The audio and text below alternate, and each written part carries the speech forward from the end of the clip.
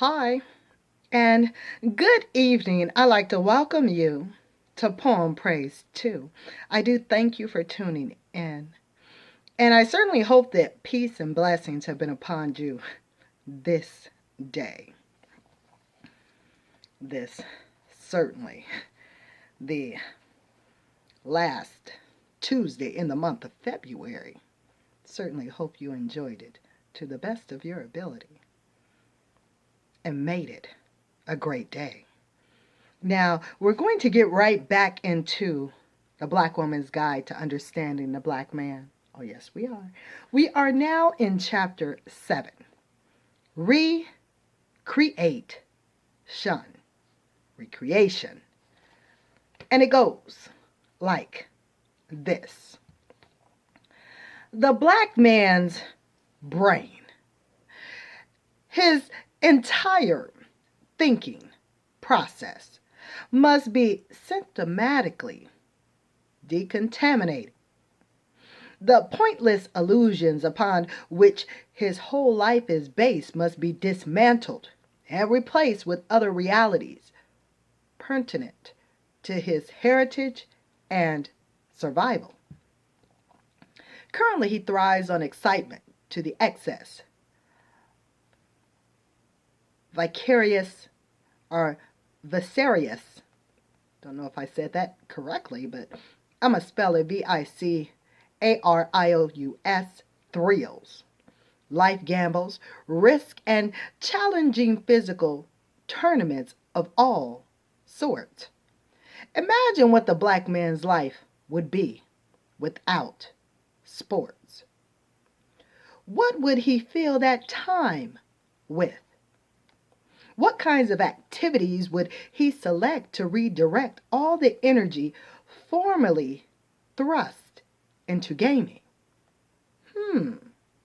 A life without sports is a terrifying thought to the black man.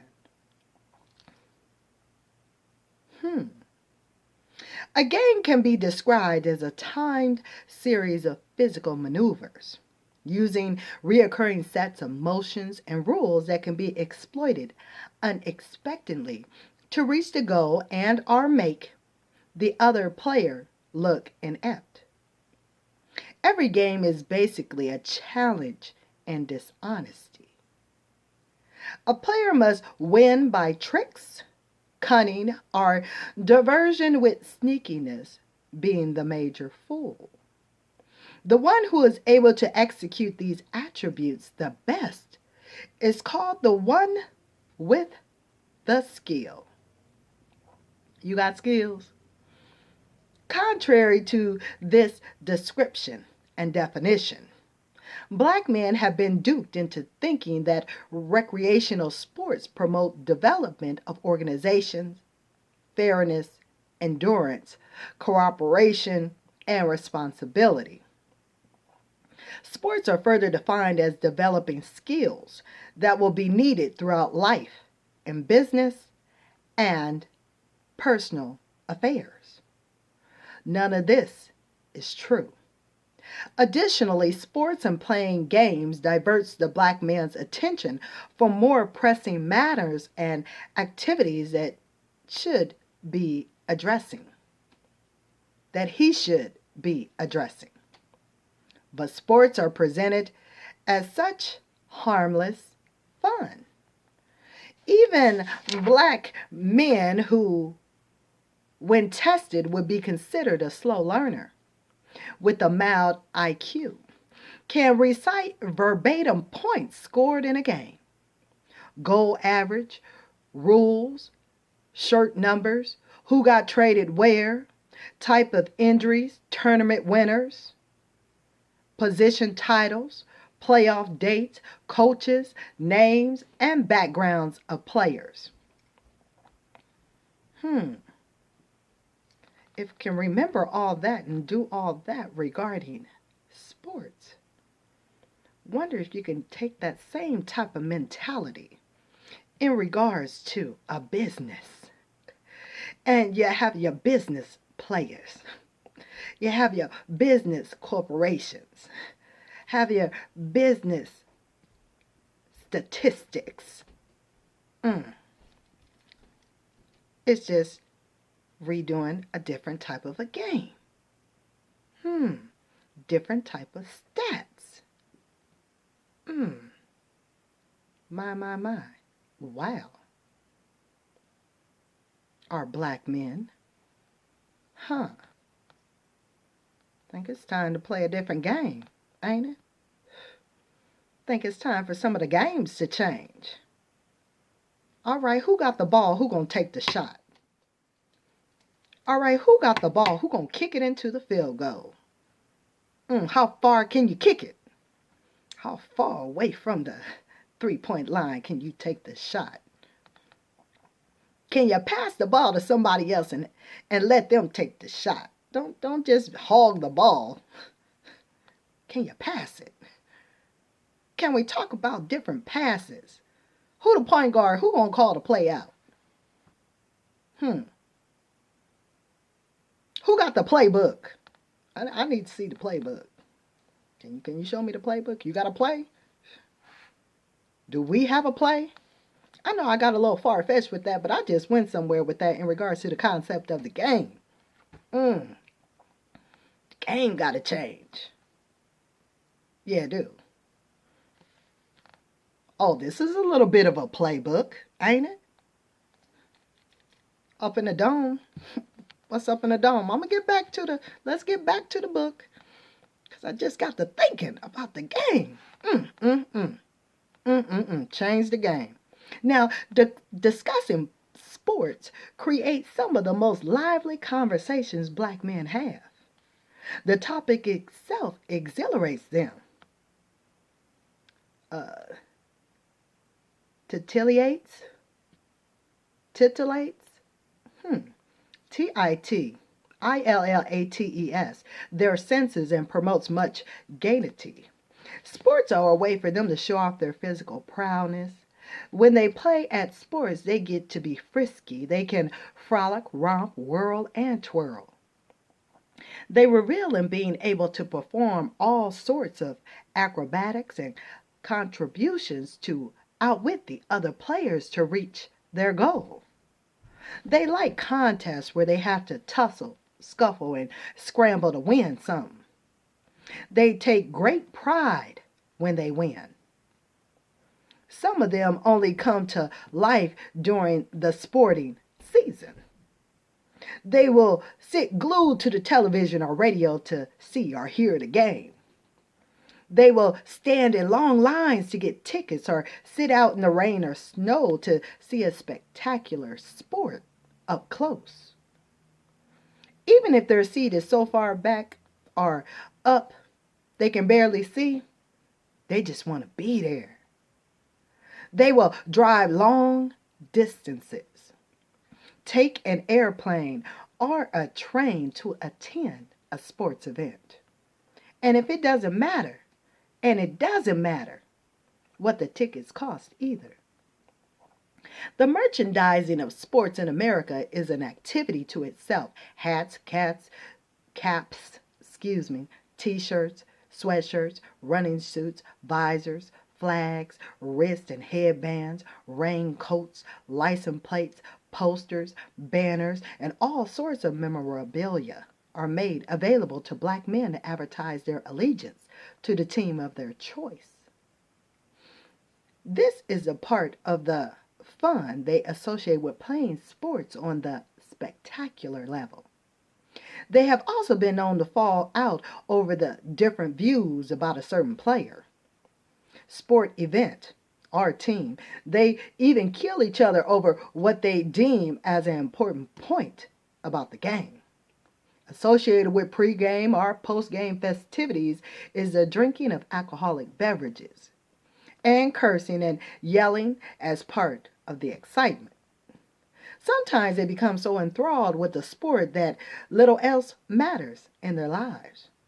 Sports are a welcome topic just about everywhere. And this distraction is started in early childhood, when sports are used as a type of rite of passage. Endurance and proficiency at playing a sport, especially basketball or football, It's just about a necessity for a black boy to gain acceptance and recognition into the neighborhood group consisting of his peers. Due to their search for rights to mark crossing over up to another level or entrance into adulthood, they seek out activities involving feats, stunts, collisions, or regalement. Sports and game playing fits into the perceived requirements. Once a black boy or adult black man becomes athletically inclined or worships sports as a spectacular, it garners much of his attention span, including concentration and energy. Black males seek a way to distinguish themselves from younger children and embarkment on manhood. Females have menstruation as a flashpoint at which time they are prompted by another woman about the responsibilities, expectations, and guidelines she must begin to adhere to on coming into adult womanhood. The show of blood signifies her potential to become a mother and take on even greater responsibilities in life and the world. Black males seek out a show of blood by placing themselves in a potentially dangerous combat zone on the playing field, where if he is not adept, he may be injured. If he is able to inflict injury, all the better. Even if he experiences an injury, he must shake it off, continue, and survive. The major reason for ancient African rites of passage was to extricate the son from the mother. This disengagement took on a great significance and honor. To survive such rites had a revealing and confidence building effect on the black boy. Sports in the black community are a replacement for these rites of passages, and the resultant feelings of achievement, of getting his energy from himself instead of his mother to survive. Getting his energy from himself instead of his mother to survive. I could repeat that and make that be towards the women. Getting her energy from herself instead of her mother to survive. The study, learning, and memorizing of the rules of sport games is ongoing throughout his life in various circles. Their involvement remains paramount on various levels until the day they die. There continues to be much discussion about whether or not sport figures are representative or qualified to be male role models to black male youth. The aura of popularity and financial success surrounding sport figures makes playing sports a desirable job, which appears to only require physical agility and a unique ability to accomplish great feats mostly involve a ball of some sort. They are supposed to represent fair play and sportsmanship, which are accepted as honorable traits in the sport industry and attributes which black men believe are transferable of playing sports or watching others do so. Despite many famous sport players displaying ruthless aggression, hostility, impatience, cheating, bad language, rudeness, and intolerance, they are still promoted by the media as being admirable and worthy of great respect. That does complete this take on Poem Praise 2. I hope you learned and certainly were blessed by the passage that was just read. I want peace and blessings to be upon you and your family this day. Okay? So stay tuned. I will holler at you soon here on Poem Praise 2. Peace out.